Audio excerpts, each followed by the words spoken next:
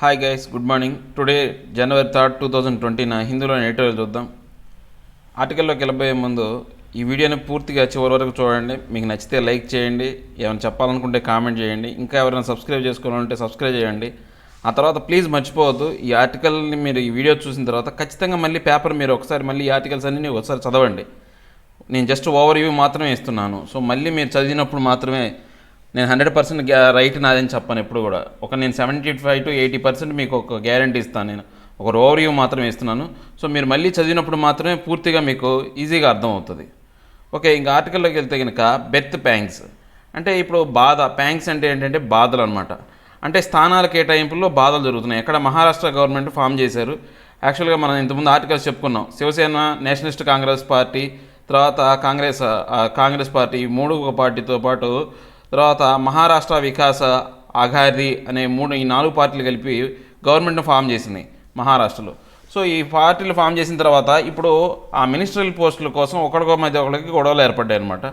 ఆ బాధల గురించి చెప్తున్న ఆర్టికల్ అండి. దీంట్లోకి వెళ్ళబోయే ముందు మనం ఫస్ట్ దీంట్లో ఉన్న డిఫికల్టీ వర్డ్స్ ఒకసారి చూద్దాం. ప్యాంగ్, స్పస్మ్, పెయిన్, ఆకస్మిక బాధ, డిస్ఎఫెక్షన్, డిస్సాటిస్ఫాక్షన్, అసమ్మతి, అండులే, ఎక్సెసివ్లీ, అపరిమితం, వోల్ట్, డోమ్, ఇంటిపై cup, defiance, opposition, ధిక్కరణ, contention, dispute, వివాదాస్పద, రిసెంట్మెంట్, ఇరిటేషన్, ఆగ్రహము, అన్లైక్లింగ్లీ, డౌట్ఫుల్, డబ్యూఎస్, నమ్మశక్యం కాని, లేటర్, తరువాత, ఎండ్యూరెన్స్, టాలరెన్స్, సహనము, బైకర్, ఆర్గ్యూ, వాదన, swing, Sheikh, ఊగులాట, Clement, applicant, ఆశించువాడు, హోస్టైలిటీ, conflict, తగు, బుల్వర్క్, ఫోర్టిఫికేషన్, నిర్మాణం, అడెసివ్, గ్లూ, స్టిక్కీ, జిగురు, కోహెంట్, యూనిట్, గ్రూపు, జట్టు, జెర్రింగ్, క్లాషింగ్, విభేదించు, సస్టెన్స్, లీవింగ్, మనుగడ. ఇవి దీంట్లో ఉన్న డిఫికల్టీ వర్డ్స్ అండి. ఈ డిఫికల్టీ వర్డ్స్ సంబంధించిన ఏదైతే పీడిఎఫ్ ఉందో నేను కింద ఖచ్చితంగా డిస్క్రిప్షన్లో మెన్షన్ చేస్తానండి. ఆ డిస్క్రిప్షన్లో ఉన్న ఆ లింక్ని మీరు డౌన్లోడ్ చేసుకున్న తర్వాత అది మీ డిఫికల్టీ వర్డ్స్ చూసిన తర్వాత మీరు ఆర్టికల్ చదవండి. ఆర్టికల్ ఎక్స్ప్లెనేషన్ వినండి, మీరు మళ్ళీ ఆర్టికల్ చదవండి. ఇవి చదివితే ఏంటంటే మీకు ఈజీగా ఉంటుంది. ఓకే, ఇక మన ఆర్టికల్లోకి వెళ్తే కనుక బెర్త్ ప్యాంక్స్ అంటే స్థానాల కోసం ఏర్పడిన ఏదైతే బాధలు, సమస్యలు ఏదైతే ఉన్నాయో అవి జరుగుతున్నాయి అక్కడ మహారాష్ట్రలో. In Maharashtra disaffection with in the coalition delayed portfolio allocation. అంటే ఇప్పుడు అక్కడ ఏదైతే ఉందో ఈ స్థానాలు కేటాయించడంలో ఉన్న అసమ్మతి వల్ల ఏమైందంటే ఈ కోయిలేషన్ గవర్నమెంట్ అంటే ఈ సంకీర్ణ ప్రభుత్వం ఈ పోర్ట్ఫోలియోని చెప్పడానికి అంటే వాళ్ళు డిసైడ్ చేసి బయటికి చెప్పడానికి చాలా టైం పట్టుకుంది. అంటే అపరిమితమైన టైం, ఎవరు ఊహించినంత టైం, ఎక్కువ టైం తీసుకున్నారు పోర్ట్ఫోలియోని కన్ఫర్మ్ చేయడానికి, ఆ ఎలొకేషన్ స్థానాలు కేటాయించడానికి చాలా ఎక్కువ టైం తీసుకున్నారు అనమాట. With its expansion on Monday, the Maharashtra Council of Ministers is now 43 strong. అంటే ఇప్పుడు మనం కింద చూసుకుంటే ఈ కోయిలేషన్ గవర్నమెంట్లో వచ్చిన ఈ మహారాష్ట్ర మినిస్టర్ ఆఫ్ కౌన్సిల్స్ అనేవాళ్ళు ఇప్పుడు 43 మందితో చాలా బలంగా ఉన్నారనమాట. The 3 key partners of the Maharashtra Vikas Aghadi, MVA, the Shiv Sena, the Nationalist Congress party and Congress got 15, 16 and 12 berths in the ministry respectively. అంటే ఇప్పుడు మనం కింద చూసుకుంటే ఈ యొక్క మేజర్ కోయలేషన్ ఈ 4 పార్టీలు కలిసి అనమాట. మహారాష్ట్ర వికాస్ అఘాది అనే ఒక పార్టీ ఒకటి, తర్వాత Shiv Sena party, Nationalist Congress party and the Congress government అంటే సెంట్రల్ గవర్నమెంట్లో కాంగ్రెస్ పార్టీ, ఈ 2 కలిపి ఈ మొత్తం ఈ 4 పార్టీలు అంటే మొత్తం 3 కోయలేషన్స్ అనమాట. కలిపి మహారాష్ట్ర వికాస్ అఘాది వచ్చేసి 15, తర్వాత శివసేన వాళ్ళకి 16 మినిస్ట్రీ పోస్టులు, తర్వాత నేషనలిస్ట్ కాంగ్రెస్ పార్టీకి కలిపి 12 పోస్టులు అంటే మినిస్ట్రీ పోస్టులు ఇచ్చారనమాట, ministry respectively. Ajit Pawar, the nephew of NCP chief Sharad Pawar, who vaulted to the BJP camp to briefly become the deputy CM, now holds the same post in the government almost as if his act of defiance of the party leadership did not happen at all. అంటే ఇప్పుడు కనుక మనం చూసుకుంటే శరద్ పవార్ అల్లుడు ఎవరైతే ఉన్నారో, మేనల్లుడు ఎవరైతే ఉన్నారో అజిత్ పవార్కి ఏం చేశారంటే అజిత్ పవార్ ఏం చేశాడు, బీజేపీకి వాళ్ళ పంచకి చేరాడు అనమాట. యాక్చువల్గా దేనికోసం, డిప్యూటీ సీఎం పదవి కోసం అంటే వెళ్ళాడు. కానీ ఏమైంది, ఆయన మళ్ళీ ఇటువైపు తీసుకొచ్చి అంటే ఆయన పార్టీ ధిక్కారాన్ని కలగనీయకుండా చేసి ఆయనకి సేమ్ అదే డిప్యూటీ సీఎం పోస్టు ఇప్పుడు ఈ గవర్నమెంట్లో కూడా ఆయనకి ఇచ్చారనమాట. The sharing of portfolio remains A bone of contention among partners and with in each party. అంటే ఇప్పుడు మనం కనుక చూసుకుంటే ఈ యొక్క ఏదైతే ఈ పదవుల పంపకం అనేది బోన్ ఆఫ్ కంటెన్షన్ అంటే కంటెన్షన్ అంటే వివాదాస్పదం అంటే గొడవకు దారి తీసే విధంగా గొడవ కారణమైన ఒక ముళ్ళులాగా తయారైందనమాట ఏది పార్టీల మధ్య. Chief minister Uddhav Thackeray could not meet the dead line he had himself set for announcing the portfolio which was a day after the expansion. అంటే ఇప్పుడు మనం కనుక చూసుకుంటే ఆయన ఎప్పుడు ఆ పోర్ట్ఫోలియోని ఎక్స్పాండ్ చేద్దామని ఎప్పుడైతే చెప్పాడో ఆ చెప్పిన రోజు నుంచి ఒక డెడ్ లైన్ చెప్పాడు అనమాట. పలానా తారీఖు కల్లా మేము మొత్తం పోర్ట్ఫోలియోని ఎక్స్పాన్షన్ గురించి ఇస్తాము అని చెప్పి ఒక డెడ్ లైన్ పెట్టాడు. ఆ డెడ్ లైన్ ఆయన కూడా పూర్తి చేయలేపాడు అనమాట. అంటే ఆయన పెట్టిన డెడ్ లైన్ని లోపల ఆయన ఆ పనిని పూర్తి చేయలేపాడు. అంత ఇబ్బందులు వచ్చినాయి అనమాట. he will be able to arrive at an argument with leaders of allies and party colleagues, but that will not necessarily end bad blood and resentment in the camp. అంటే ఇప్పుడు కనుక మనం చూసుకుంటే కనుక అక్కడ ఆయన ఏం చేశాడు, ఈ పదవుల పంపకం కోసం ఆ యొక్క ఎవరైతే తన యొక్క మిత్ర పార్టీలతో అంటే ఎల్ఐఎస్ మిత్ర పార్టీలతో ఏం చేశాడు, చర్చలు జరిపాడు. తన సొంత పార్టీ వాళ్ళతో కూడా చర్చలు జరిపాడు. ఇన్ని జరిపినప్పటికీ అదేదైతే చెడ్డ రక్తం అంటే అక్కడ ఏదైతే వివాదాస్పదం ఉందో దాన్ని మాత్రం ఆయన ఎలిమినేట్ చేయలేకపోయాడు అనమాట. దానివల్ల ఏమైంది, రిసెంట్మెంట్ అంటే ఏంది, అసమ్మతి అంటే వ్యతిరేకత అనేది పెరిగిపోయింది వాళ్ళ యొక్క క్యాంపులో. The MVA is an unlikely ally as the Sena does not share a common ideological platform with the other two parties. అంటే ఇప్పుడు కనుక మనం చూసుకుంటే ఎంవీఏ పార్టీ అనేది అసలుకు అది ఎవరు ఊహించలేదన్నమాట. అంటే ఈ శివసేనతో పాటు కలిసి అది గవర్నమెంట్ ఫామ్ చేస్తానని ఎవరు ఊహించలేదు. కానీ అది ఆ పార్టీతో ఫామ్ చేసి అది నెక్స్ట్ రెండు పార్టీలు ఏదైతే ఉన్నాయో అంటే కాంగ్రెస్ పార్టీ, నేషనలిస్ట్ పార్టీతో వాటి యొక్క ఐడియాలజీ అనేది దీంతో కుదరట్లేదన్నమాట. Sena the oldest ally of the Bharatiya Janata Party BJP turned against the latter not on any question of ideological but on disagreement over power sharing. అంటే ఇప్పుడు మనకైనా శివసేన చూసుకుంటే ఎప్పటి నుంచో భారతీయ జనతా పార్టీకి ఇది ఒక మంచి ఎల్ఐ అనమాట, ఒక స్నేహిత ఉన్న పార్టీ ఇది. అంటే భారతీయ జనతా పార్టీకి శివసేన ఎక్కువగా మిత్రబంధం ఎక్కువ. అలాంటిది ఇప్పుడు ఈ రెండు వ్యతిరేకమయ్యారన్నమాట. ఆ తర్వాత ఎందుకు వ్యతిరేకమయ్యారు, ఇప్పుడు ఏమైంది, వ్యతిరేకులయ్యారు ఇద్దరు. ఎందుకని, వాళ్ళ యొక్క ఐడియాలజీ అంటే వాళ్ళ యొక్క మనస్తత్వాలు లేకపోతే భావాజాలాలు ఒకటి కాకపోవడం వల్ల వేరవలేదు వాళ్ళు. ఎప్పుడైతే ఆ యొక్క పవర్ షేరింగ్ అంటే అధికార పంపకంలో మాత్రమే వాళ్ళ మధ్య డిఫరెన్సెస్ వచ్చినాయి, అందుకే వాళ్ళిద్దరూ విడిపోయారు. The three parties are now bound by a shared rivalry with the BJP and they also have a limited shared agenda. అంటే ఇప్పుడు మనం ఏమైనా చూసుకుంటే ఇప్పుడు ఈ మూడు పార్టీలు ఏవైతే ఉన్నాయో ఈ ఎంవీఏ కానీ తర్వాత శివసేన కానీ కాంగ్రెస్, నేషనలిస్ట్ కాంగ్రెస్, ఇవి మూడు కూడా ఎందుకు ఫామ్ అయినాయి అంటే బీజేపీకి వ్యతిరేకంగానే అవి ఫామ్ అయినాయి. తర్వాత వాళ్ళ యొక్క అందరికీ కామన్గా ఉండే ఎజెండా ఏదైతే ఉందో వాళ్ళకి చాలా తక్కువ అనమాట, లిమిటెడ్ ఎజెండాయే ఉంది. ఎందుకని ఒక్కొక్కరు వేరే వేరే భావజాలతో ఉన్నారు కాబట్టి అందరికీ కామన్గా ఇష్టమైన అంశాలు కొన్ని మాత్రమే ఉన్నాయి. The endurance of that agenda that their bonding will be constantly tested and bickering over portfolio allocation is one such occasion. అంటే ఇప్పుడు ఇది ఏదైతే ఉందో వీళ్ళ యొక్క ఎజెండా అనే దానికి అంటే దానికి అభివృద్ధి అనేది ఏమి ఉండదు, దానికి మెరుగుదల అనేది ఏమి ఉండదు. ఎందుకు ఒకే ఒక ఐడియాలజీ కాదు. సో వాళ్ళకి ఎప్పుడూ కూడా వివాదాలు వచ్చే విధంగానే వీళ్ళ యొక్క ఈ కలయిక ఉంటుంది అనమాట. అది ఈ బేకరింగ్ ఓవర్ ద పోర్ట్ఫోలియో ఎలొకేషన్. అంటే ఇప్పుడు దాన్ని మనకు చూపించే విధంగా ఈ పోర్ట్ఫోలియో ఎలొకేషన్ అనేది చూపిస్తుంది. అంటే ఈ పదవుల పంపకాల్లోనే వీళ్ళు ఎంత ఇబ్బంది పడ్డారు అంటే రాబోయే కాలంలో పరిపాలన అనేది ఇంకా కష్టంగా ఉంటుంది. ఎందుకంటే వీళ్ళ కామన్ ఐడియాలజీ కాదు. Home, revenue and finance portfolio lend ministers considerable sway and there are always multiple claimants for them.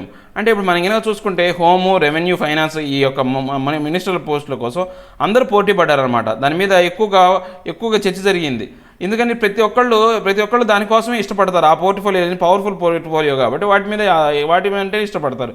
The MVA consolidated several social and economic interest groups that perceived A threat from the BJP. అంటే ఇప్పుడు ఈ MVA అనేది ఎలా form అయిందంటే అక్కడ ఏదైతే social groups, సామాజిక మరియు ఆర్థిక వర్గాలు ఏవైతే ఇంట్రెస్ట్ గ్రూప్స్ ఏవైతే ఉన్నాయో వాటితో పాటు ఏర్పడింది అన్నమాట. వాటిని ఉపయోగించుకొని వాటి యొక్క బలంతో ఏర్పడిన పార్టీ ఇది. ఎప్పుడు కూడా బీజేపీ నుంచి తమకు ప్రమాదం ఉందని ఎప్పుడు అనుకుంటూ ఉంటుంది. And has a good reason to stay together till it gets closer to the next election. అంటే ఇప్పుడు మనం కనుక చూసుకుంటే కనుక అది ఇప్పుడు ఈ ఎల్ఐతో కలిసి ఉండాలనుకుంటుంది. ఎందుకని వాళ్ళ నుంచి బీజేపీ వాళ్ళ నుంచి ప్రమాదం ఉంది కాబట్టి ఎప్పటి వరకు నెక్స్ట్ ఎలక్షన్స్ వరకు వీళ్ళతో పాటు కలిసి ఉండాలని ఇది ప్లాన్ చేసుకుంది. The opportunism is in this alliance apart the peaceful mobilisation of protesters against the citizenship amendment in recent weeks without any hostility from the police was indicative of the significance of the MVA as a bulwark against the BJP. అంటే ఇప్పుడు మనం కనుక చూసుకుంటే ఇప్పుడు ఆపర్చునిటిజం అంటే అవకాశవాదంతో చేసిన ఈ యొక్క పొత్తు అనేది పక్కన పెడితే కనుక ఇప్పుడు ఇక్కడ ఏం జరుగుతుందంటే మహారాష్ట్రలో ఈ సిఏఏ 2019 సంబంధించిన బిల్లులు ఏదైతే ఉందో దాన్ని పీస్ఫుల్గా అక్కడ వ్యతిరేకిస్తున్నారనమాట. ఆ వ్యతిరేకతను అక్కడున్న పోలీసులు కూడా దాని మీద ఎటువంటి గొడవలు కానియకుండా అంటే పోలీసులు పోయి వాళ్ళ మీద లాఠీ చార్జ్ కానీ దాడి కానీ చేయనీయకుండా చాలా జాగ్రత్తగా ఈ ఎంవీఏ పార్టీ అనేది అడుగులు వేస్తుందన్నమాట. ఇందుకోసమని బీజేపీకి అగెనెస్ట్గా తన యొక్క కోటను నిర్మించుకోవాలనే ఉద్దేశంతో అక్కడ ఆ పనులు చేస్తుందన్నమాట. Hunger for power could be a potent adhesive but also a source of desire for the alliance. అంటే ఇప్పుడు మనం కనుక చూసుకుంటే కనుక పదవి కోసం పాకులాడటం అనేది ఒక బలమైన విషయమే. ఎడిసివ్ అంటే ఏంటంటే ఒక జిగురు లాంటిది అంటే అంటుకుపోయే వ్యవహారం ఉన్నదన్నమాట. పొటెంటెడ్ అంటే అంటుకుపోయే స్వభావం ఉన్నది. కానీ ఇది దీనికి దారితీస్తుంది అంటే ఒకళ్ళ మధ్య విభేదాలు రావడానికి అంటే ఈ సంకీర్ణంలో విభేదాలకు రావడానికి కూడా కారణం అవుతుంది అనమాట. The birth pangs of Thackeray government which took oath on November 28 and took until December 12th for the first round of portfolio allocation, then until December 31st for the expansion of the council, must act as an altar for all leaders. అంటే ఈ birth fans అంటే ఈ పుట్టుకలోనే అంటే birth ప్యాన్జెస్ అంటే పుట్టుకలోనే ఎంతో బాధతో పుట్టిందనమాట. ఈ Thackeray government ఏంటంటే పుట్టుకతోనే చాలా బాధలతో, ఎందుకని రకరకాల గవర్నమెంట్ అన్నింటినీ కలుపుకొని చేసుకోవాల్సి వచ్చింది. దాని ముందు ఏం జరిగింది, బీజేపీ పార్టీ ఏం చేసింది, వాళ్ళ ముఖ్యమంత్రి అని అనౌన్స్ చేసుకున్నారు వాళ్ళు, ఎవరిని ఆయన అజిత్ పవార్ను ఉపయోగించుకొని. సో ఎంతో బాధతో స్టార్ట్ అయింది దాని పుట్టుకే. ఎప్పుడో స్టార్ట్ అయింది November 28న గవర్నమెంట్ ఫామ్ చేసింది. తర్వాత 12వ తారీఖున ఏం చేశారు, December 12వ తారీఖున పోర్ట్ఫోలియోని ఎలకేషన్ చేశారు. December 31కి ఆ ఎక్స్పాన్షన్ మొత్తం చెప్తామని చెప్పేశారనమాట. ఇవన్నీ కూడా ఆల్ లీడర్స్ కలిసి చేద్దామని చెప్పారు. ఇది దీని యొక్క హిస్టరీ ఈ Thackeray government. The populous coherent of dynasts in the council which include the CM and the son also point to an inherent contradiction of most non-BJP parties. అంటే ఇప్పుడు మనం కనుక చూసుకుంటే కనుక అంటే వంశపారంపర్యంగా వచ్చే వ్యవహారాలు అనేవి ఇక్కడ ఎక్కువ జరుగుతున్నాయి. ఇప్పుడు మన సీఎంను చూసుకున్నా, సీఎం ఆ ఉద్ధవ్ ఠాకరే కానీ అతని కొడుకుని చూసుకున్నా కానీ అలా ఒకళ్ళ తర్వాత ఒకళ్ళు అంటే వంశపారంపర్యంగా వచ్చే ఉన్నాయన్నమాట. ఇవన్నీ కూడా ఈ నాన్ బీజేపీ పార్టీలు చాలా ఎక్కువగా ఉన్నాయన్నమాట. The Congress has 8, the NCP 7 and the Sena has 3 members including the CM in the council who have acquired power as inheritance at least in part. అంటే ఇప్పుడు మనం కనుక చూసుకుంటే కనుక కాంగ్రెస్కి సంబంధించిన వాళ్ళు ఇలా వంశపారంపర్యంగా వచ్చిన వాళ్ళు 8 మంది ఉంటే, ఎన్సీపీలో వాళ్ళు 7 ఉన్నారు, శివసేనలో 3 ఉన్నారు, ఏది ఇంక్లూడింగ్ సీఎంతో కలుపుకొని. ఇలా ఏదో ఒక విషయంలో వాళ్ళు అంటే వాళ్ళ యొక్క వారసత్వ రూపంలో వచ్చిన వాళ్ళు మాత్రమే. The BJP too had its share of dynasts when it was in power. ఇప్పుడు బీజేపీలో కూడా అధికారంలో ఉన్నప్పుడు కూడా దాంట్లో కూడా వంశపారంపర్యంగా అంటే వచ్చిన వాళ్ళు ఉన్నారనమాట. However in the absence of a strong ideological orientation, dynasty politics became more jaggering in non-BJP parties even as it remains essential for their sustenance. అంటే ఇప్పుడు మనం కనుక చూసుకుంటే ఇట్లాంటి స్ట్రాంగ్ ఐడియాలజికల్గా ఉండాలి అంటే ఓరియంటేషన్ ఉండాలంటే ఈ డైనాసిటీ పాలిటిక్స్ అనేవి చాలా ఇబ్బంది పడతాయి అనమాట. కానీ ఇప్పుడున్న పరిస్థితుల్లో ఉన్న పరిస్థితుల్లో ఇలాంటి వంశపారంపర్యం అనేవి కనుక లేకుండా ఉంటే వాటి యొక్క పార్టీల యొక్క మనుగడ అనేది ప్రశ్నార్థకం అవుతుందని చెప్తున్నారు. ఏ వీక్ టెస్ట్ అంటే ఇప్పుడు మనకు టెస్ట్ చేశారు, అది ఆ పరీక్ష అనేది చాలా బలహీనమైన పరీక్ష అనమాట. Swachh Survekshan should go beyond symbolism and adapt sustainability. అంటే ఇప్పుడు మనం కనుక చూసుకుంటే కనుక ఈ స్వచ్ఛ సర్వేక్షణ్ అనేది ఒక టెస్ట్ చేశారు. అంటే భారతదేశంలో ఈ స్వచ్ఛ భారత్ కింద చేసే దాని మీద ఒక టెస్ట్ కండక్ట్ చేశారనమాట, ఎంతవరకు ఇంప్లిమెంటేషన్స్ వచ్చినాయి అనేది. అది అనేది ఏంటంటే ఒక సింబాలిజం కన్నా ఎక్కువ ఉందంతే తప్పితే దాంట్లో డెవలప్మెంట్ అనేది సస్టైనబిలిటీ అని లేదు. అంటే ఒక స్థిరమైన అభివృద్ధి అనేది మాత్రం ఏం లేదు. సస్టైనబిలిటీ అంటే స్థిరమైన అభివృద్ధి అనేది ఏం లేదు. సో దాన్ని వాళ్ళు ఆపాదించుకోవాలి, అడాప్ట్ చేసుకోవాలి, దాన్ని ఆపాదించుకోవాలి. స్థిరమైన అభివృద్ధిని ఆపాదించుకున్నప్పుడు మాత్రమే అది సక్సెస్ అవుతుంది ఆ ప్రోగ్రామ్ అనేది చెప్తున్నారు. దానికి సంబంధించిన ఆర్టికల్ అండి. దీంట్లోకి వెళ్ళబోయే ముందు దీంట్లో ఉన్న డిఫికల్టీ వర్డ్స్ ఒకసారి చూద్దాం.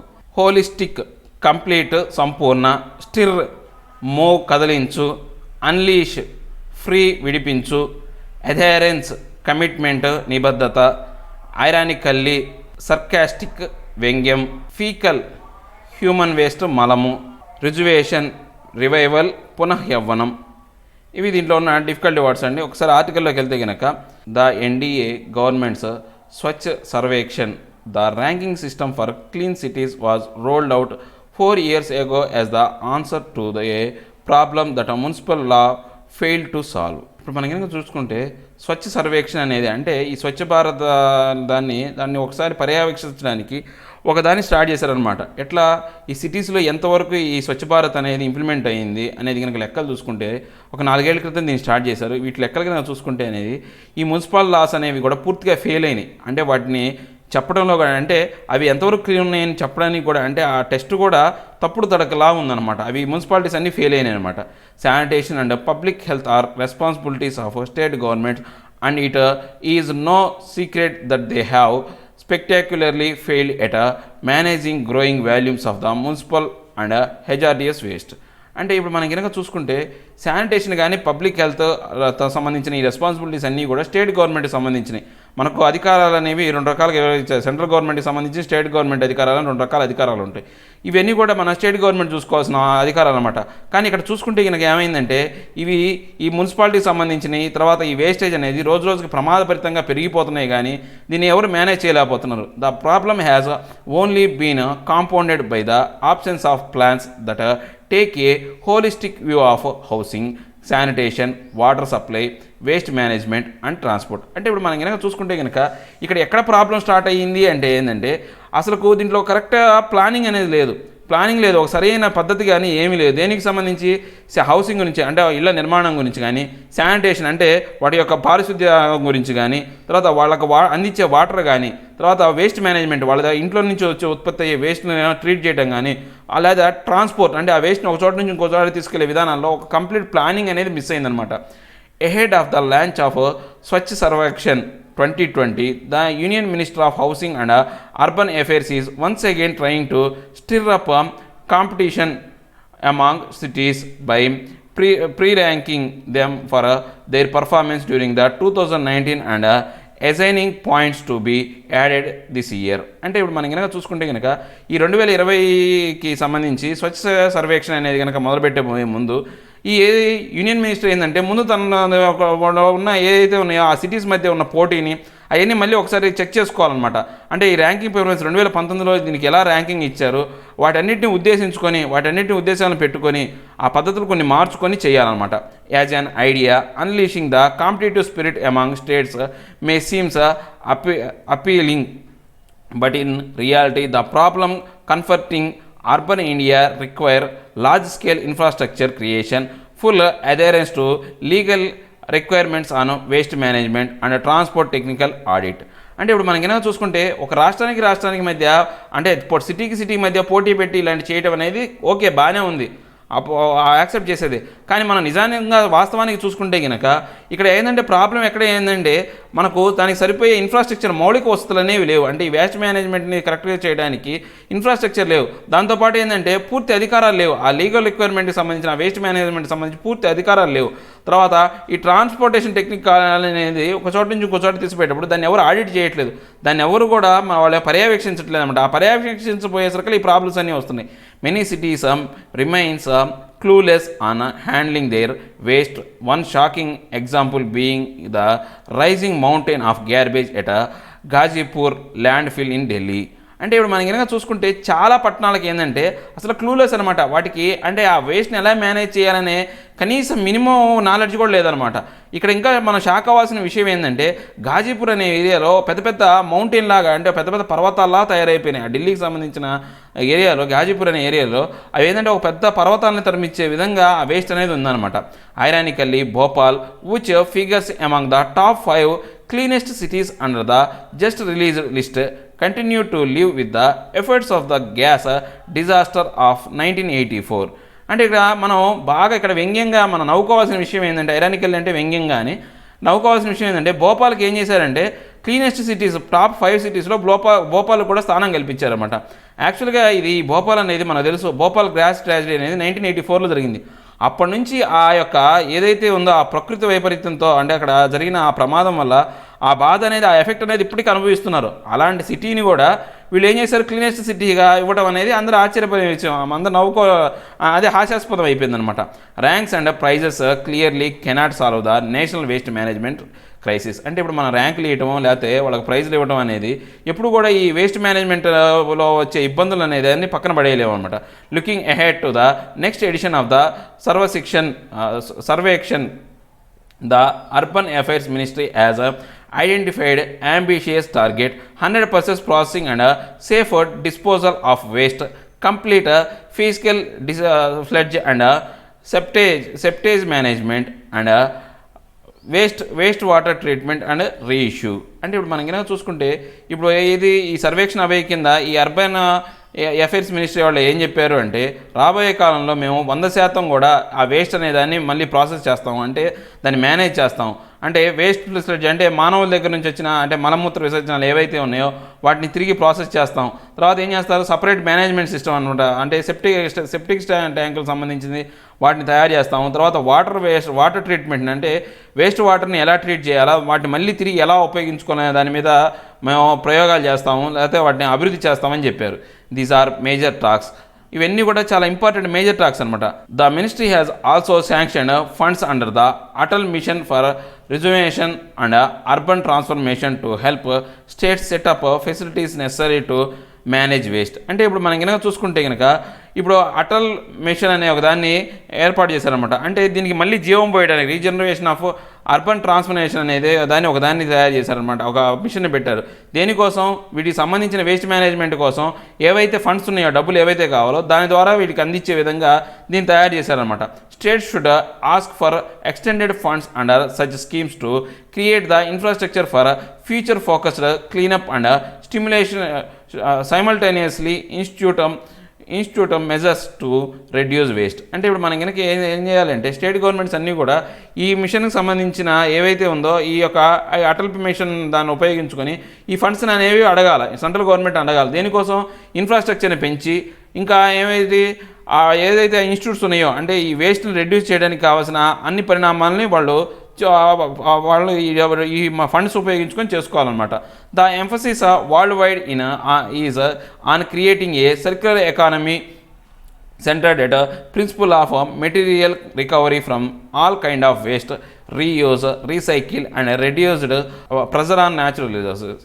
ఇప్పుడు మనం కనుక చూసుకుంటే కనుక ఈ ప్రపంచవ్యాప్తంగా ఈ ఎకానమీని అంటే తిరిగి అభివృద్ధి చేయడానికి అంటే ఈ ఎకానమీ పరమైనంగా ఇది కూడా ఉపయోగపడుతుంది, ఎకనామికల్గా కూడా ఉపయోగపడుతుంది. ఎందుకని ఈ మెటీరియల్ అనేది రికవరీ చేసేది ఆ వేస్ట్ మేనేజ్మెంట్ని మళ్ళీ రీయూజ్ చేశారనుకోండి, అప్పుడు ఏమవుతుంది, ఏదైతే న్యాచురల్ రిసోర్సెస్ ఉన్నాయో వాటి మీద ప్రెజర్ పడకుండా అంటే మనం ఉన్న వాటిని మళ్ళీ తిరిగి ఉపయోగించుకోవడం వల్ల ఏంటంటే కొత్తగా న్యాచురల్ రిసోర్సెస్ని డిస్ట్రాయ్ చేసే అవసరం లేకుండా ఉంటుంది అని చెప్తున్నారు. A sound ranking of cities and towns would naturally give the highest wastage to this dimension of sustainable management, replacing symbolism with an environmentally sound approach. అంటే ఇప్పుడు మనం హైయెస్ట్ ర్యాంకింగ్ ఇచ్చామంటే ఇలాంటి ప్రాసెస్ అని అంటే వేస్ట్ మేనేజ్మెంట్ని వీళ్ళు కరెక్ట్గా చేసి రీప్రాసెస్ చేస్తున్నారు అనేది దాన్ని మనం చెప్పొచ్చు అనమాట.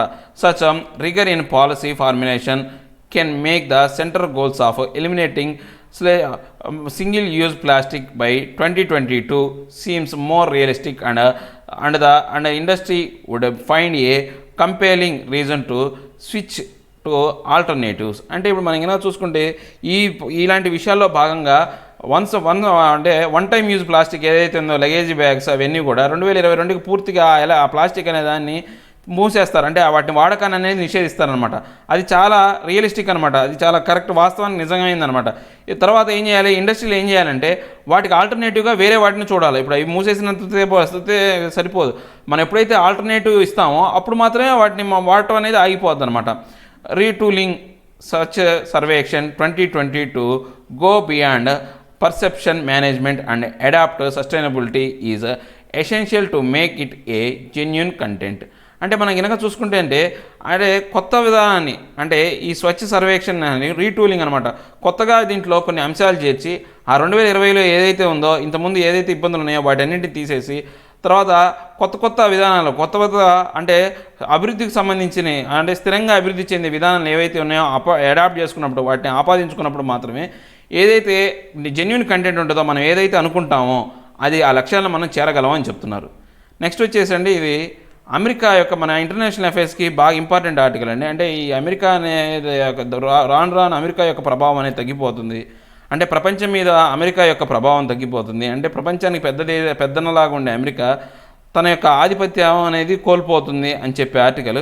దీంట్లో రకరకాల అంశాలు చర్చించారనమాట. ఈ మధ్యకాలంలో జరిగిన ఇన్సిడెంట్స్ అయితేనేమి, ఆఫ్ఘనిస్తాన్ యుద్ధం దగ్గర నుంచి, అంటే 2001 సెప్టెంబర్లో అమెరికా మీద WTO సెంటర్ మీద దాడి చేశారు. ఆ తర్వాత ఆఫ్ఘనిస్తాన్ మీద యుద్ధానికి పోయింది, తర్వాత ఇరాన్ మీద యుద్ధానికి పోయింది. ఇలాంటి అన్ని యుద్ధాల తర్వాత అమెరికా పరిస్థితి ఇప్పుడు ఎలా ఉంది, ప్రపంచ దేశాలతో పోల్చుకుంటే ఇప్పుడు అమెరికా పరిస్థితి ఎలా ఉంటుందని చెప్పే ఆర్టికల్ అండి. ఇన్ ద రూయిన్స్ ఆఫ్ యూనిలాటరలిజం, అంటే ఏకపక్ష ధోరణి, అంటే ఏకపక్ష ధోరణి ఏదైతే ఉందో అది పూర్తిగా అంతరించిపోతుంది, తగ్గిపోతుంది అనమాట అని చెప్తున్నారు. Development in 2019 suggest that the US ability to shape global politics is clearly receding. అంటే ఇప్పుడు మనం కనుక 2019లో ఉన్న డెవలప్మెంట్లు చూసుకుంటే, అంటే అంశాలను కనుక మనం పరిశీలిస్తే ఏమవుతుందంటే, యూఎస్కి అంటే ప్రపంచంలో ఉన్న గ్లోబల్ పాలిటిక్స్, అంటే ప్రపంచాన్ని కంట్రోల్ చేసే, అంటే అందరి మీద ఆధిపత్యాన్ని సంపాదించే విధానం ఏదైతే ఉందో అది రోజుకు తగ్గుకుంటూ వస్తుంది అని చెప్తున్నారు. దీంట్లోకి వెళ్ళబోయే ముందు మనం ఒక్కసారి దీంట్లో ఉన్న డిఫికల్టీ వర్డ్స్ మనం ఒకసారి చూద్దాం. రుయిన్, డికే, క్షీణించడం. యూనిలాటరలిజం, వన్ సైడెడ్, ఏకపక్ష సిద్ధాంతము. రిసీడ్, డిక్రీజ్, తక్కుదల. మేనిఫెస్ట్, షో, డెమోన్స్ట్రేషన్, ప్రతిబింబించే. ఎమినియన్స్, ఎలివేషన్, ఉత్కృష్టత. వోవ్, ఓత్, ప్లెడ్జ్, ప్రతిజ్ఞ. డిస్పరేట్, ల్యాకింగ్, హోప్లెస్, తీరని. ట్రాన్స్నేషనల్, మల్టీనేషనల్, బహుళజాతి. బ్యాచ్డ్, మిస్మేనేజ్, నిర్వహణా లోపము. కన్వెన్షనల్, ట్రెడిషనల్, సాంప్రదాయ. టోపిల్, ఫాలు, కూల్చివేత. హోస్టైల్, ఆపోజ్డ్, విరోధి. ఫ్రాజైల్, బ్రేకబుల్, పెళుసైన. ఇన్సర్జెన్స్, రివోల్ట్, తిరుగుబాటు. ప్రివోక్, యాంగర్, కోపము. ఆర్చెస్టేట్, అరేంజ్, కూర్పు. రిలక్టెంట్, అన్విల్లింగ్, అయిష్టత. డిటరెంట్, బ్రేక్, ప్రతిబంధకం. ఇవి దీంట్లో ఉన్న డిఫికల్ట్ వర్డ్స్.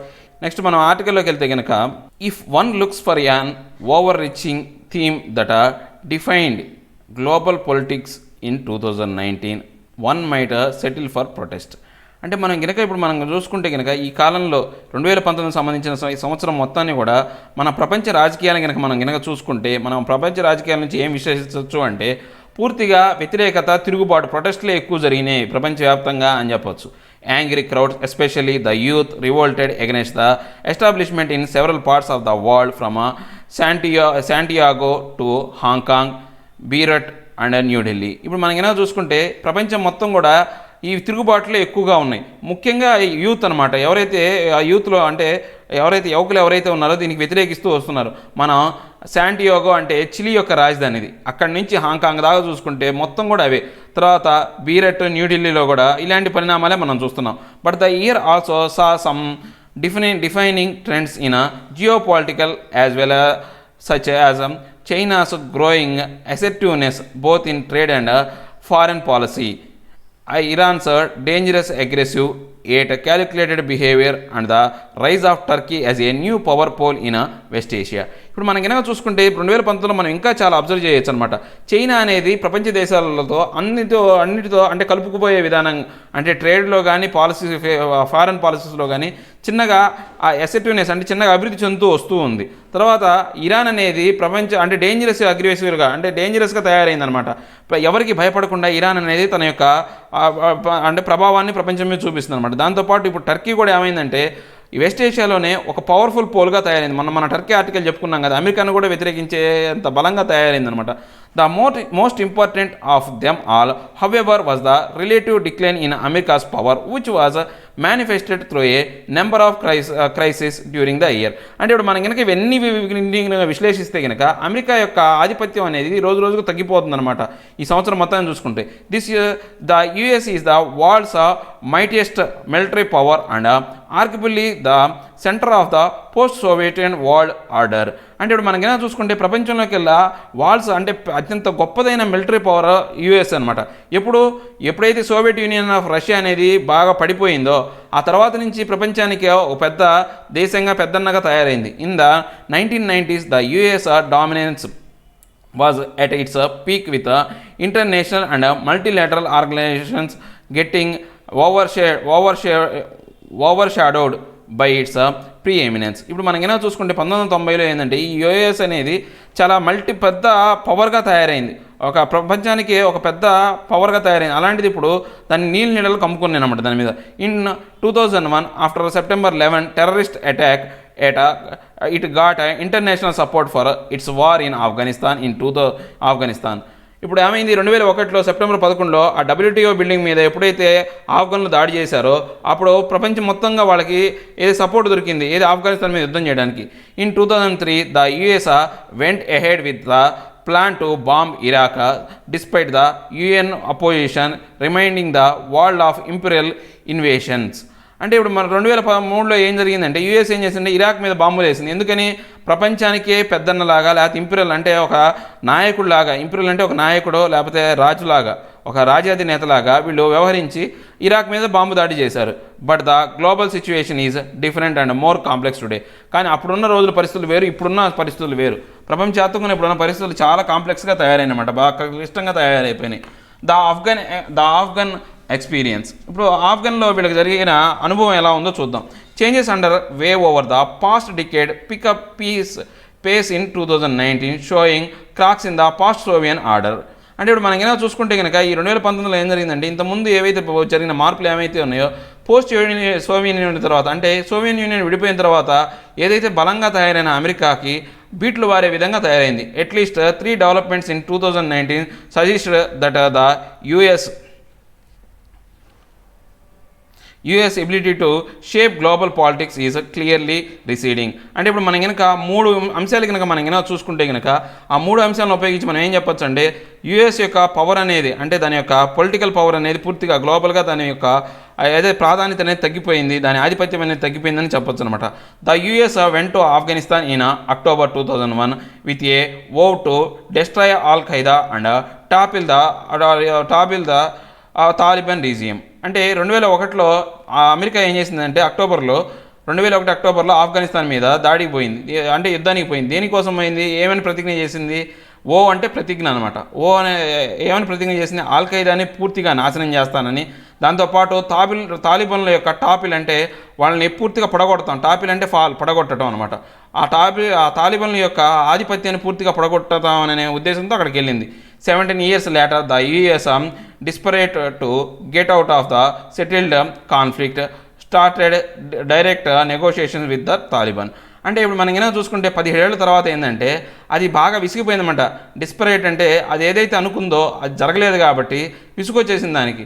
అని విసుగొచ్చేసి ఏంది, చివరికి దాని యొక్క ఏదైతే ఉన్నాయో వాళ్ళ బలగాలన్నింటినీ ఉపసంహరించుకుంటుంది. ఏది పీస్ టాక్స్ అంటే తాలిబాన్స్తో ఒక చర్చల రూపంలో చేసి ఆ తర్వాత అక్కడి నుంచి వచ్చేయాలని చూస్తుంది. The talks almost lead to the settlement last year with both sides agreeing to a draft agreement under which the US would pull out most of its troops from Afghanistan in return for assurance from the Taliban that it would not allow Afghan soil to be used by the transnational terrorists. అంటే వీళ్ళు ఒక సంవత్సరం క్రితమే ఏంటంటే US ఈ తాలిబాన్లు అనేవాళ్ళు ఒక agreement చేసుకున్నారు. ఏమని, మేము ఆఫ్ఘనిస్తాన్ నుంచి మా ఏదైతే బలగాలను ఏవైతే యూఎస్ బలగాలను మేము ఉపసంహరించుకుంటాము, దానికి మీరు బదులుగా ఏం చేయాలంటే అక్కడ తాలిబాన్లు అనేవాళ్ళు ఎవరు కూడా ఆ దేశంలో ఆఫ్ఘనిస్తాన్లో అది టెర్రరిస్టులకు ఆసరాగా ఉండే దేశంగా ఉండకూడదు అనే ప్రతిజ్ఞ మీద మేము ఉపసంహరించుకుంటామని చేసుకున్నారు. The agreement how ever was not signed as president Donald Trump cancelled the piece process in September after an American soldier was killed in the Taliban attack. యాక్చువల్గా దాని మీద సంతకం అనేది డొనాల్డ్ ట్రంప్ పెట్టాలా, కానీ ఏమైంది అంటే మన సెప్టెంబర్లో ఏం జరిగిందంటే అమెరికన్ సోల్జర్ని వాళ్ళు తాలిబాన్లో చంపారనమాట. ఆ కారణంగా ఆయన ఏం చేశాడంటే సంతకం పెట్టకుండా ఆ టాక్స్ని క్యాన్సిల్ చేశాడనమాట. A few weeks later Mr Trump resumed the talks. మళ్ళీ కొన్ని వారాల తర్వాత ఏం చేశాడు, మళ్ళీ చర్చలకు పిలిచాడు వాళ్ళని. The whole Afghan experience show how the US botched up the war. అంటే ఇప్పుడు మనం కనుక చూసుకుంటే కనుక ఈ మొత్తం పరిణామాలు చూస్తే కనుక ఆఫ్ఘనిస్తాన్ పరిణామాలు చూస్తే కనుక యుఎస్ అనేది ఎలా దెబ్బతిన్నది అంటే పూర్తిగా ఎలా బలగాలు ఎలా దెబ్బతిన్నాయి ఈ యుద్ధంలో అనేదాన్ని మనం విశ్లేషించవచ్చు. The US has a superior hand in conventional warfare. అంటే ఇప్పుడు సాంప్రదాయ యుద్ధంలో యుఎస్కి పెట్టిందే పేరు అనమాట. అదే సుపీరియర్ పవర్, దానిదే ఆధిపత్యం. అంటే సాంప్రదాయంగా అంటే ఎదురెదురుగా నిలబడి చేసే యుద్ధంలో యుఎస్ అనేది number 1. But winning a war abroad is not just about toppling a hostile regime but also about stabilizing the country after the regime is toppled. అంటే ఇప్పుడు మనం కనుక వేరే దేశాల్లో పోయి యుద్ధం చేయడం అనేది అంత ఈజీ కాదు. అంటే యుద్ధం చేసి కూడగొట్టడం అంటే వాళ్ళని పడగొట్టడం కాదు, ఆ ఏరియాలో ఉన్న బలమైన ఎవరైతే ఉంటారో అంటే హోస్టల్ రీజియన్ అక్కడ ఉన్న ఏరియాలో ఉన్న వాళ్ళలో బలంగా ఎవరైతే ఉన్నారో వాళ్ళని పడగొట్టడం కాదు, దాంతోపాటు ఏం చేయాలా, తిరిగి దేశాన్ని ఒక మంచి స్థానంలో నిలబెట్టాలి. అంతేగాని అప్పుడు దేశాన్ని పడగొట్టినంత మాత్రం ఏం ఉపయోగం ఉండదు. The US history shows is good at the former but fares poorly in the latter. అంటే ఇది ఎప్పుడూ కూడా యుఎస్ హిస్టరీ ఏంటంటే ఫస్ట్ ఆధిపత్యం అనేది బాగానే ఉంటుంది, కానీ పొంగ అనేది వాటి యొక్క బలం అనేది తగ్గిపోద్ది అనమాట. యుఎస్ చరిత్రలోనే ఉందన్నమాట ఎప్పుడు కూడా. It is now left with no other option but to reach an agreement with the Taliban for a face saving exit. అంటే ఇప్పుడు వాళ్ళ యొక్క గౌరవాన్ని కాపాడడం కోసం ఇంక వాళ్ళకి ఏ ఆప్షన్ లేదు, ఓన్లీ తాలిబాన్తో మాట్లాడి జస్ట్ అక్కడి నుంచి వచ్చేయటమే వీళ్ళకున్న మిగిలిపోయిన చివరి option. That would leave Kabul some fragile. అంటే ఇప్పుడు మనం చూసుకుంటే కనుక దాన్ని ఆ కాబోల్ని ఏం చేస్తున్నారంటే పూర్తిగా అక్కడ తాలిబాన్లకు వదిలేస్తున్నారు. వాళ్ళు ఇంకేం చేసినా కానీ ఇంకేం చేయలేరు అనమాట. తర్వాత faction ridden government exposed to the Taliban insurgency just like Muhammad Nizamullah government was left to the Afghanistan Mujahideen in 1989 after the Soviet withdrawal. అంటే ఇప్పుడు మనం ఏమైనా చూసుకుంటే సోవియట్ యూనియన్ కూడా 1949లో ఇలానే అక్కడి నుంచి ఆఫ్ఘనిస్తాన్ మీద యుద్ధం చేసి విత్డ్రా అయిందనమాట. అప్పుడు ఎవరైతే ఉన్నారో మహమ్మద్ నిజాముద్దుల్లా గవర్నమెంట్ మీద అతన్ని వదిలేసి వచ్చారు. తర్వాత ఏం చేశారు, ఆఫ్ఘన్ ముజాహిదీన్ అనేది మళ్ళీ వాళ్ళ మీద ఆధిపత్యం సంపాదించి మళ్ళీ ఆఫ్ఘనిస్తాన్ అదే పరిస్థితికి వచ్చింది.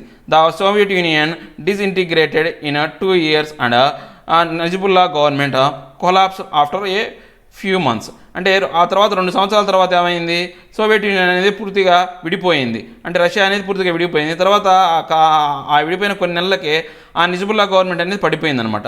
The Iran stand of. ఇప్పుడు ఇరాన్ యొక్క పరిస్థితి అంటే ఇరాన్, ఇప్పుడు మనం ఆఫ్ఘనిస్తాన్ విషయం చెప్పుకున్నాం కదా, ఇప్పుడు మొత్తం 3 అంశాలని చెప్పాడు. ఫస్ట్ ఆఫ్ఘనిస్తాన్ విషయం చెప్పాడు, ఇప్పుడు ఇరాన్ గురించి చెప్తున్నాడు. The latest spell of US Iran tensions was triggered by president Trump's unilateral decision to pull the US out of the Iran nuclear deal in 2018. అంటే ఇప్పుడు మనం ఏమైనా చూసుకుంటే ఇరాన్ విషయంలోకి వచ్చేసరికి కదా, ఈ ట్రంప్ యొక్క ఏకపక్ష ధోరణితో ఏమైంది, ఆ న్యూక్లియర్ డీల్ నుంచి ఇరాన్లో నుంచి ఆయన బయటకు వచ్చేసారనమాట. Mister Trump's plan was to put maximum pressure on Iran through sanctions and force Tehran to renegotiate the nuclear deal. అంటే ఇప్పుడు ఆయన యొక్క ట్రంప్ యొక్క ప్లాన్ ఏంటి అంటే వాళ్ళ మీద ఎక్కువ, ఇరాన్ వాళ్ళ మీద ఎక్కువ ప్రెజర్ పెట్టాలి. ఎలా పెట్టాలంటే వాళ్ళకి కొన్ని ఆంక్షలు విధించాలి. Sanctions, SNACETIONS. అంటే శాంక్షన్స్ అంటే ఏంటి, ఆంక్షలు అనమాట. వాళ్ళ మీద ఆంక్షలు పెట్టి ఏదైతే ఆ ఇరాన్ని లోపరుచుకోవాలని చూశాడు. But Iran countered it throw maximum resistance instead of giving in. కానీ ఇరాన్ ఏం చేసింది, వాళ్ళకు పూర్తిగా వ్యతిరేకంగా అంటే మ్యాక్సిమం రెసిస్టెన్స్ చూపించింది, దాని బలాన్ని నిరూపించుకుంది, మ్యాక్సిమం చూపించింది అనమాట. వాళ్ళకి వ్యతిరేకంగా పోరాడుతుంది. The year 2019 saw Iran repeatedly provoking the US and its allies. అంటే ఇక్కడ 2019లో ఏం జరిగింది అంటే ఇరాన్ అనేది పొద్దుస్తమానం వాళ్ళని రెచ్చగొట్టే విధంగా మాట్లాడుతుంది యుఎస్ allies అంటే యుఎస్ మిత్ర దేశాలని. It shut down an American drone over the Gulf in June. ఏది అమెరికన్కి సంబంధించిన ఒక డ్రోన్ ఏం చేశారో ఆ గల్ఫ్ ఏరియాలో జూన్లో పడగొట్టారు ఎవరు, ఇరాన్ వాళ్ళు.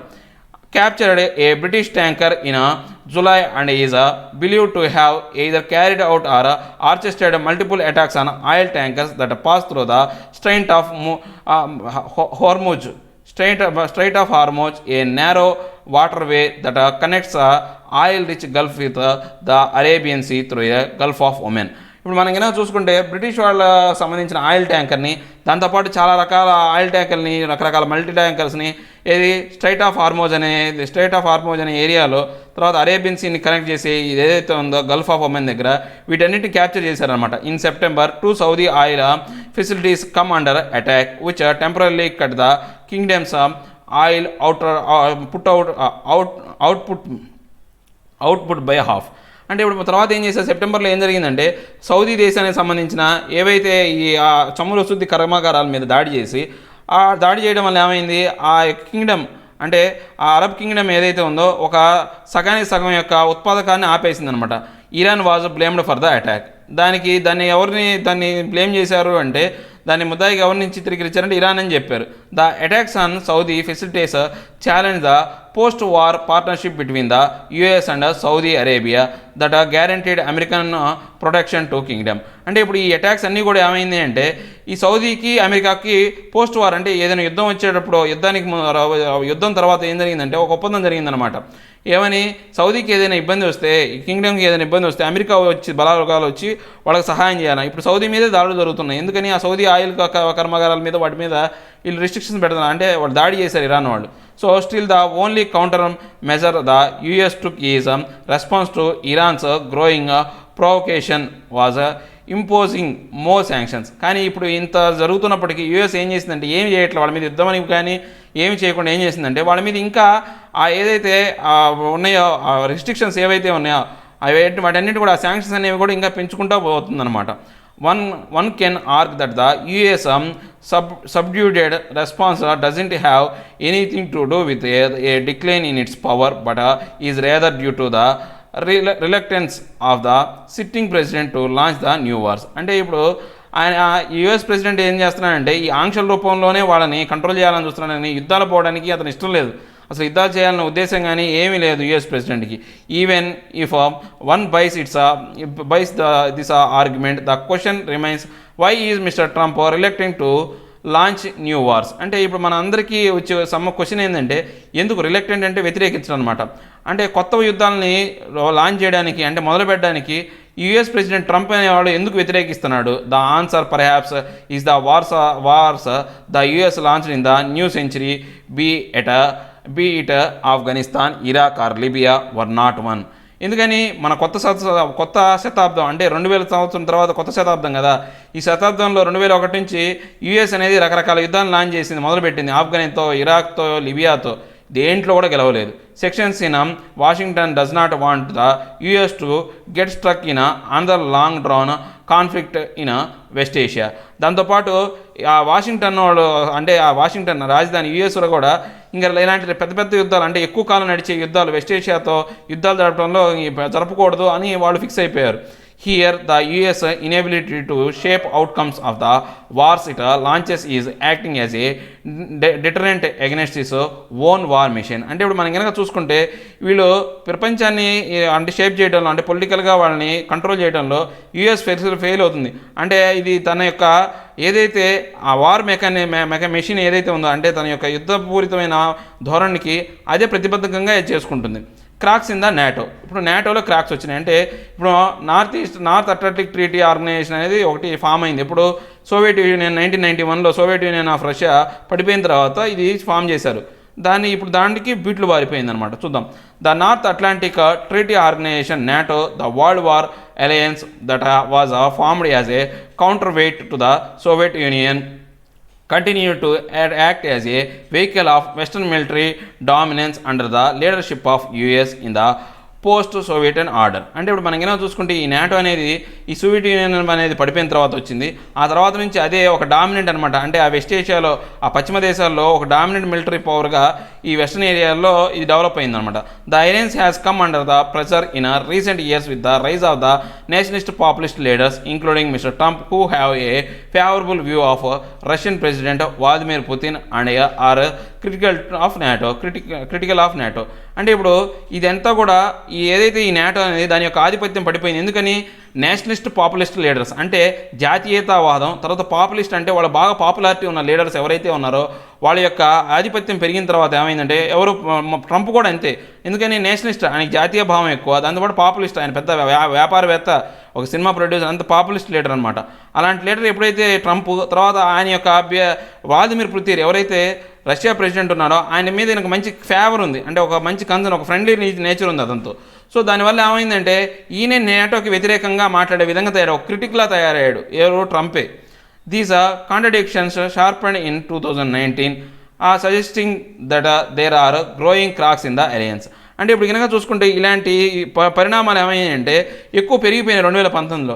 దానివల్ల ఏమైంది? నాటో యొక్క దానికి క్రాక్స్ వచ్చాయి, అంటే బీట్లు వారే విధంగా తయారైంది. In October Turkey invaded north eastern Syria, Kurdish hold terrorists which had used US troops during the war against the Islamic State. అంటే ఇప్పుడు మనం ఏమైనా చూసుకుంటే అక్టోబర్లో టర్కీ మీద కూడా వీళ్ళు దాడి చేయడానికి వెళ్ళారు. ఎందుకని సిరియాకు సంబంధించిన దాంట్లో ఆ సిరియా వాళ్ళలో ఉన్న వ్యతిరేకులకి వీళ్ళు సపోర్ట్ చేస్తూ అంటే ఐఎస్ మీద యుద్ధం కోసం ఏం చేశారంటే ఈ టర్కీకి వ్యతిరేకంగా ఉన్న ట్రూపులకి ఈ సిరియాలో ఉన్న ట్రూపులకి ఏం చేసిందంటే యూఎస్ సపోర్ట్ ఇచ్చింది. దానివల్ల టర్కీ అనేది వీళ్ళకి వ్యతిరేకమైంది. అంకారా పర్టికులర్లీ అంటే టర్కీ యొక్క రాజధాని Ankara forced the Trump administration to pull back troops from the area before it started air strikes. అంటే ఇప్పుడు అంకారా ఏం చేసిందంటే టర్కీ ఏం చేసింది, ట్రంప్ అడ్మినిస్ట్రేషన్ని మీరు మీ ట్రూపుల్ని ఉపసంహరించుకొని మేము యుద్ధం చేయబోయే ముందు అంటే మేము దాడి చేయబోయే ముందని చెప్పింది. The US was relegated to the role of the spectator when a determined Turkey first captured some towns on the border and then struck a deal with Russia to create a buffer between Turkey and the Kurdish-held terrorist of Syria, which will be manned by Russian and Turkish troops. అంటే ఇప్పుడు తర్వాత ఏం చేసింది, వీళ్ళు ఆ America అనేది ఏం మాట్లాడకుండా ఒక చూసేవాళ్ళలాగా అంటే స్పెక్టేటర్స్ లాగా అంటే ఒక ప్రేక్షకుల పాత్ర వహించేసరికి ఏం చేసిందంటే టర్కీ ఏం చేసింది, ఏదైతే ఆ సిరియా ఉందో ఆ సిరియా బార్డర్ స్టేట్ అన్నింటిని ఆక్రమించుకుంది. తర్వాత వాళ్ళ మీద దాడి చేయడం కోసం ఏంది రష్యా సహాయం తీసుకుంది. ఆ కుర్దిష్ ఏరియా మొత్తం టర్కీ కూడా ఆ కుర్దిష్ ఏరియా మొత్తాన్ని సిరియాకు సంబంధించిన ఏరియాని ఆక్రమించుకోవడానికి రష్యన్ ట్రూప్స్ టర్కీ ట్రూప్స్ అనేవి కలిసి వెళ్ళినాయి అనమాట. But the biggest crisis emerged when Turkey the second largest military in NATO purchased S-400 missiles defense system from Russia, NATO's primary enemy and the main geopolitical rival of the US despite protest from the West. అంటే ఇప్పుడు మనం ఏమైనా చూసుకుంటే దీంట్లో ఇంకా ఈ గొడవ కన్నా ముఖ్యమైన విషయం ఏంటంటే ఈ టర్కీ అనేది ఈ నాటోలో సెకండ్ హైయెస్ట్ గ్రూప్ అనమాట. అంటే సెకండ్ ఎక్కువ మిలిటరీ ఉన్న దేశం ఏదంటే అమెరికా తర్వాత టర్కీనే. అలాంటి దేశం ఏమైంది అంటే రష్యా దగ్గర నుంచి S-400 అనే యుద్ధ ట్యాంకర్లను కొనుక్కుంది. ఆ యుద్ధ ట్యాంకర్ అసలు ఈ నాటో అనేది అంటే ఈ నాటోలో ఇంత ముఖ్యమైన దేశం ఈ నాటోని ఎందుకు ఏర్పరిచారంటే ఓన్లీ రష్యాకి వ్యతిరేకంగానే దీన్ని తయారు చేశారు. అంటే జియోపాలిటికల్గా అంటే భౌగోళికంగా రష్యాకి ఎదిరించడం కోసమే ఈ నాటో అనేది ఏర్పడింది అనమాట. ఇలాంటి నాటో దేశంలో ఒక బలమైన దేశమే రష్యా కింద పోయేసరికలా అది ఇప్పుడు యూఎస్కి ఇబ్బంది పెట్టింది. అందులో యూఎస్ కూడా రష్యాకి రెండు రైవలరీ దేశాలు అనమాట. The US expelled Turkey from the F-35 stealth fighter program and has threatened to impose sanctions for the deal. అంటే యూఎస్ ఏం చేసింది, F-35 అనే యుద్ధ విమానాలని అమ్ముతామన్నమాట టర్కీకి, అవి కూడా క్యాన్సిల్ చేస్తాం, దాంతోపాటు మీ మీద ఆంక్షలు విధిస్తామని చెప్పింది. It says Russia could use the system of radars to spy on the F-35 jets. ఎందుకు చెప్పిందంటే రష్యా ఏం చేస్తుంది, వాళ్ళ రాడార్ను ఉపయోగించి ఈ F-35 జెట్స్ మీద రాడార్లను పెట్టి దాన్ని కనుక్కుంటుంది అనే ఉద్దేశంతో వాళ్ళు ఆపేశారనమాట. Turkey did not give in అంటే టర్కీ దీన్ని ఏది పట్టించుకోలేదు. It now says it could be buy Su-57 jets from Russia if the US does not left the ban on F-35 sales. ఒకవేళ F-35 సేల్స్ కింద విమానాలను కనుక మా అమెరికా కనుక మాకు ఇవ్వకపోతే కనుక మేము రష్యా దగ్గర నుంచి Su-57 యుద్ధ విమానాలు కొంటామని వీళ్ళు డిక్లేర్ చేశారు. More over in response to the sanctions threat Turkey has vowed